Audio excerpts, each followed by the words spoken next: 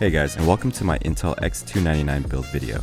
Today I'm going to be building out this Corsair 460X with the brand new Intel X299 platform. Coming from an X99 with Intel Core i7-6950X, I'm curious to see how well this new system will perform. For this new build, I'm going to be running an Asus X299-Deluxe motherboard with Intel's Core i9-7900X with 32GB of G.skill RAM, an Intel NVMe U.2 drive, and a GTX 980 I had laying around. Water cooling will be very simple in this setup. I'm going to be running just a Corsair H100i V2 AIO. I considered moving my water loop over, but unfortunately my 280mm radiator would not fit on top of the 460X, but a new custom loop in the future is not out of the question. At this point, a lot of you are probably thinking, why in the world are you moving to a Core i9-7900X when Threadripper just hit the market? And the answer to that is quite simple actually. I already had this processor on hand and wanted to build something out of it and share it with you guys. But if I were to shell out cash and configure a brand new high-end desktop system today, it would definitely be with Threadripper. One of the main features that I'm interested in is VROC. I know there's a lot of controversy around this, but I'm curious to see what kind of performance I can squeeze out of my NVMe devices. I'll have a video on that soon, but aside from that, you can't ignore the value proposition that Threadripper brings to the workstation segment.